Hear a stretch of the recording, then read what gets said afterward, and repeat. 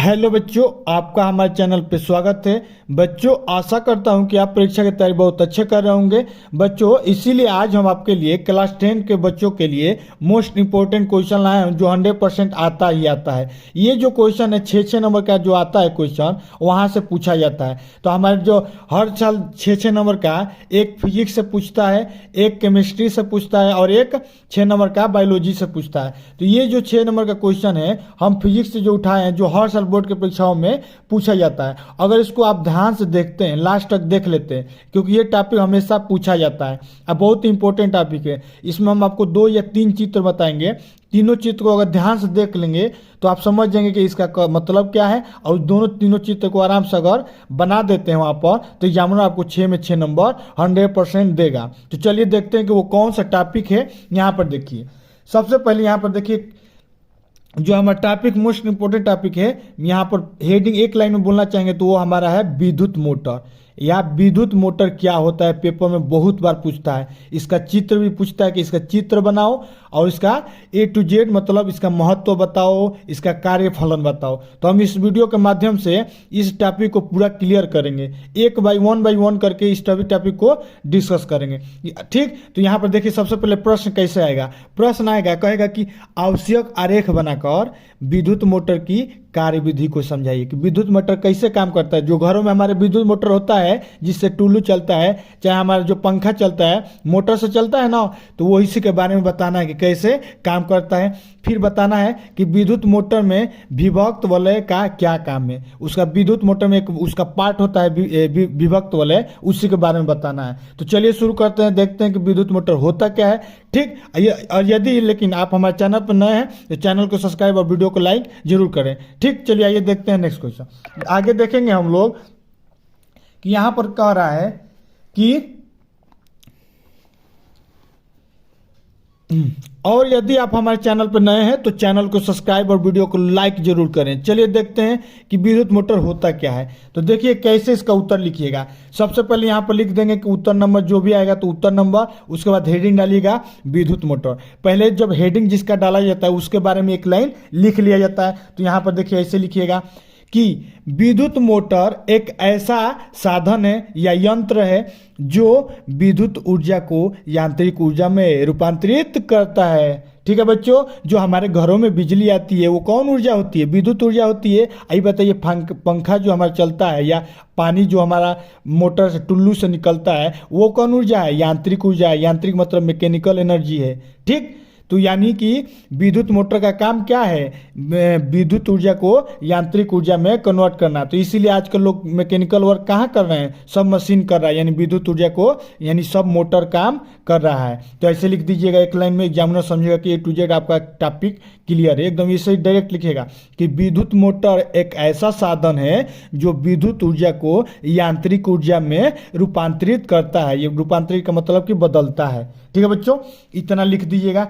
अब देखिए इसका सिद्धांत क्या है। सिद्धांत कहने का मतलब कि ये कैसे विद्युत मोटर काम करता है। अच्छा ठीक है, हमारे घरों में विद्युत ऊर्जा आता है तो ये मैकेनिकल में कैसे कन्वर्ट हो जाता है? यहाँ से तो आता है विद्युत में, हमारा पंखा चलने लगता है। तो आज इस वीडियो के माध्यम से देखोगे, लास्ट तक अगर देखो तो समझ जाओगे कि विद्युत मोटर कैसे काम करता है। तो देखो विद्युत मोटर जो होता है उसका मेन सिद्धांत ये है, देखिए लाइन से देखिए, उसमें ना एक कुंडली लगी होती है। ठीक, यहाँ पर देखिए, सबसे पहले आप चित्र देखो, यहाँ पर देखो एक कुंडली लगी होती है। ये वाला जो पार्ट है हमारा कुंडली है। इस कुंडली में क्या होता है, हम लोग जो घरों के जो बिजली आता है इसी में हम लोग क्या करते हैं? प्रवाह करते हैं। ये जो कुंडली PQRS दिख रहा है, अब जिसमें हम लोग धारा प्रवाह करते हैं उसके दोनों तरफ हम लोग क्या करते हैं? 2 चुंबक लगा देते हैं, N और S। एक सिरा जिसको N कहते हैं, एक सिरा S कहते हैं, नॉर्थ और साउथ पोल। ठीक, तो यहाँ से इन दोनों के बीच में जब उस कुंडली को रखेंगे तो ये जो कुंडली होता है ऑटोमेटिक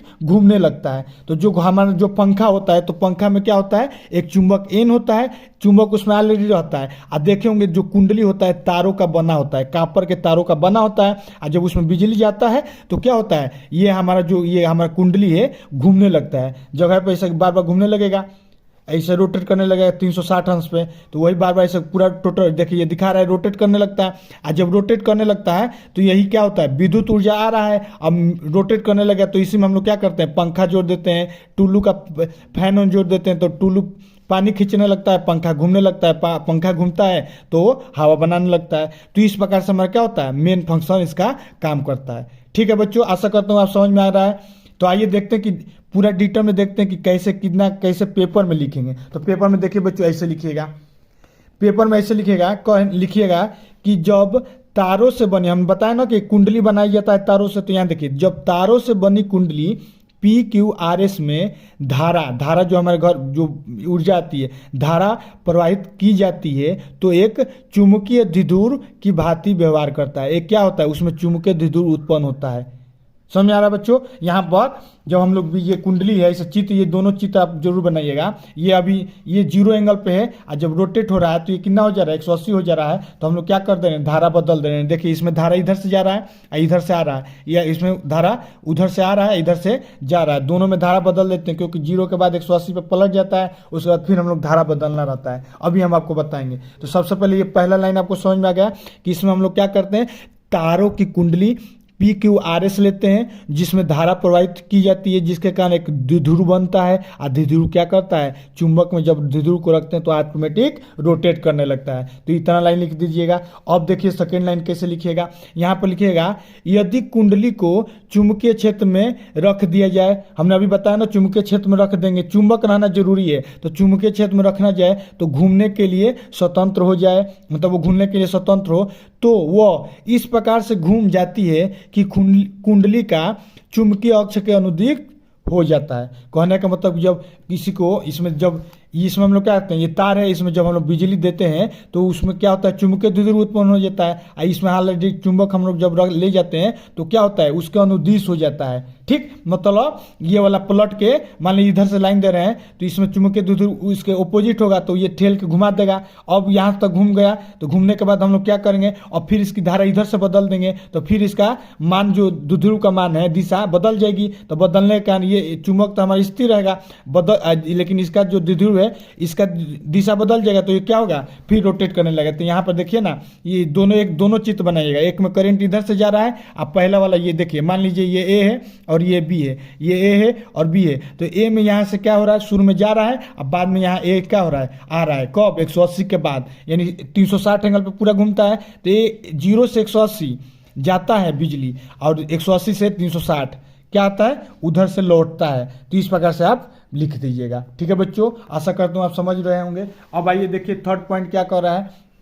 अब इसी क्षण यदि धारा की दिशा बदल दी जाए तो चुंबकीय द्विध्रुव की दिशा बदल जाएगी। हमने आपको बताया ना 0 से 90 जाएगा, उसकी दिशा बदल दिया जाएगा। क्या, कब, कैसे बदलेगा दिशा, उसकी धारा को चेंज करके। और धारा कैसे चेंज होता है अभी हम आपको बताएंगे। वलय जो पूछा है ना, विभक्त वलय क्या है, उसी के द्वारा क्या किया जाता है, धारा बार बार बदला जाता है। ठीक है बच्चों, आइए देखिए आगे कह रहा है, तो चुंबकीय द्विध्रुव की दिशा बदल जाती है तो चुंबकीय क्षेत्र के विपरीत होती है, अतः पुनः कुंडली घूमने लगती है। जो हमने बताया है वैसे ही लिखिएगा। ठीक है बच्चों, जैसे जैसे लिखवाए हैं पॉइंट टू पॉइंट लिखेंगे, एग्जामिनर आपको 6 में 6 नंबर 100% देगा। ठीक, उसी प्रकार आगे देखिए कह रहा है, अतः प्रत्येक 180 घूम जाने पर, हम आपको बताया ना जैसे 180 घूमेगा हम उसकी धारा को दिशा बदल देंगे। आप बदलने के बाद हम क्या करेंगे, जैसे ही बदलेंगे तो हम क्या करेंगे, इस प्रकार से जो हमारा विद्युत धारा है यांत्रिक ऊर्जा में कन्वर्ट हो जाता है। ऐसे ही लिख दीजिएगा अपनी भाषा में, एकदम एग्जामिनर आपको फुल नंबर देना ही देना है। ठीक है बच्चों, आशा करता हूँ कि आपको ये वीडियो अच्छा लग रहा है। अगर हम आपको समझा पा रहे हैं तो लाइक एक जरूर करिए और सब्सक्राइब चैनल को जरूर करिए। चलिए आइए देखिए अब इसकी रचना में क्या क्या लिखेंगे। तो देखिए मेनली इसके रचना मतलब कि इसमें कौन कौन से पार्ट लगे होते हैं। तो देखिए बच्चों, इसमें एक होता है आर्मेचर, ऐसे हेडिंग में डाल दीजिएगा रचना में कि विद्युत मोटर में निम्न भाग होते हैं। एक डालिएगा आर्मेचर, और 2 हमारा एक और है, एक होता है अभी आप पूछा भी है, एक होता है क्षेत्र चुंबक, हमने बताया कि चुंबक होता है, एक होता है हमारा आर्मेचर, एक होता है चुंबक, और एक होता है विभक्त वाला। 3 पार्ट होता है। देखिए मेन चित्र ये है, ये चित्र आराम से बनाएंगे, आपको एग्जामिनर फुल में फुल नंबर देगा। देखिए 3 पार्ट होता है, हमने अभी बताया। एक होता है चुंबक, ये हमारा चुंबक हो गया बच्चों। ये जो हमारा जो कुंडली है, कुंडली को ही हम लोग आर्मेचर कहते हैं। यहाँ पर आपको एक केवल तार दिखा रहा है, यहाँ पर एक नहीं होता है। यहाँ पर जैसे एक जा रहा है ना, उसमें हम लोग मतलब हजार मतलब कई फेरा होता है। जैसे एक यहाँ से जाएगा, एक और जाएगा, लेकिन आपको इजीली समझाने के लिए किसी एक ही को बनाया गया है। उसमें हजारों तारों की कुंडलियाँ होती है, तो उसी को हम लोग क्या कहते हैं, आर्मेचर कहते हैं। तो यहाँ एक सिंगल आर्मेचर को दिखाया गया है, तो यहाँ पर लिख दीजिएगा ये क्या है, आर्मेचर है। आर्मेचर किसको कहते हैं, कुंडली को। ठीक है बच्चों, आज आशा करता हूँ कि अब आर्मेचर कंफ्यूजन नहीं होगा। आर्मेचर कुछ नहीं है, तारों का झुंड है, तारों का बनाया हुआ कुंडली है, उसी को आर्मेचर कहते हैं। चुंबक आपको पता ही है, चुंबक आप घर में देखे भी होंगे, चुंबक के बीच में आर्मेचर रहता है। आर्मेचर में हम लोग क्या करते हैं, बिजली को देते हैं। आज देखिए ये थर्ड नंबर कह रहे हैं ना, विभक्त वलय। अब यहाँ पर विभक्त वलय देखिए, ये हमारा जो ब्रश है विभक्त वलय यही कहलाता है। ये विभक्त वलय का मेन काम ये है कि हमने बताया ना, धारा को लगातार बदलना रहता है। कब, 0 से 180 पे और फिर 180 से 360 पे लगातार, मतलब 180 अंश पे लगातार धारा बदलना है। तो धारा कैसे बदलेगा, यहाँ पर हम लोग वलय लगाएंगे, तो एक बार इधर से लाइट जाएगा, फिर एक बार इधर से लाइट जाएगा। लाइट मतलब बिजली जो हमारे घरों पर आती है। तो इस प्रकार से हमारा मोटर कैसे करता है, काम करता है। तो अब आप समझ गए होंगे कि घरों में मोटर, चाहे कोई भी आप सोच तो जरूर रहे होंगे कि कैसे काम कर रहा है, पंखा कैसे घूम जा रहा है, ऑटोमेटिक पंखा स्विच ऑन करने से कैसे घूम जा रहा है। तो आप समझ में आ रहा है ना बच्चों, उसके पीछे कौन सा फिजिक्स का रूल लगता है। ठीक, तो आप बताइए, तीनों पार्ट आपको मालूम हो गया। 3 पार्ट याद रखिए, आर्मेचर पक्का आएगा, चुंबक, एक हमारा विभक्त वलय। तो आइए देखते हैं इसमें क्या क्या लिखेंगे। तो यहाँ पर जब आर्मेचर आएगा तो आर्मेचर में लिखिएगा कि यह तांबे के पतले विद्युत अवरोधित तार होते हैं, ठीक, जिनके अनेकों पेरे में आयताकार कुंडली होती है। हमने आपको बताया ये जो कुंडली है एक नहीं होता है, इसमें आयताकार, ये देखिए आयताकार एक है ना, उसी प्रकार आयताकार अनेकों होते हैं, लेकिन यहाँ पर केवल एक बनाया गया है।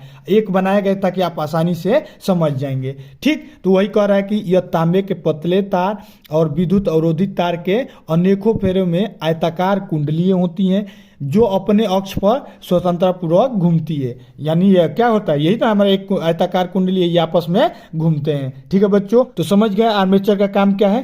तो आर्मेचर हमारा क्या है, एक प्रकार का कुंडली है। ठीक, यदि वीडियो अच्छा लग रहा है तो वीडियो को लाइक जरूर कर दो भाई, और चैनल को सब्सक्राइब कर दो। और भी इस प्रकार का टॉपिक चाहिए तो बताते ही रहो कमेंट करके। यहाँ पर देखिए अब क्षेत्र चुंबन क्या है। क्षेत्र चुंबन 3 पार्ट है ना उसका रचना में, तो अब क्षेत्र चुंबन के बारे में देखो। यह अब इसको कैसे लिखोगे, हम तो चुंबक के बारे में तो तुमको पता ही है, बस ये 2 लाइन लिख दोगे, एग्जामिनर फुल नंबर देगा। कहना कि यह एक शक्तिशाली अस्थाई चुंबक होता है। क्या, क्षेत्र चुंबक, जिसके दो ध्रुव होते हैं, एन और एस, और उसको क्या कहता है, एन और एस के बीच में हमारा क्या होता है, चुंबकीय क्षेत्र उत्पन्न होता है। और जो हमारा चुंबकीय क्षेत्र होता है, याद रखिए, एन से निकल के एस की ओर हमारा जाता है। याद रखिए, एन से निकल कर कहाँ जाता है, एस की ओर जाता है। ठीक है बच्चों, मतलब इसकी दिशा जो होती है, चुंबकीय क्षेत्र की दिशा एन से एस की ओर होती है। ठीक, उसी प्रकार और थर्ड नंबर देखते हैं विभक्त वलय। पेपर में पूछा कि विभक्त वलय, इसे पूछ देगा 2 नंबर में कि विभक्त वलय होता क्या है। तो हमने आपको बताया क्या, विभक्त वलय यहाँ पर लगा रहता है, जो धारा को क्या करता है, नियंत्रण करता है। तो ऐसे लिखिएगा कि यह 2 अर्ध वृत्ताकार, इसका आकृति कैसा होता है, वृत्ताकार होता है। कैसा, अर्ध वृत्ताकार। तो ऐसे लिखेगा, यह 2 अर्ध वृत्ताकार खंडों से विभक्त एक वलय होता है। वलय मतलब रिंग देखे होंगे ना, काड़ा होता है, तो उसी का काड़ा को आधा काट दीजिए, तो उसी को क्या कहते हैं, विभक्त वलय कहते हैं।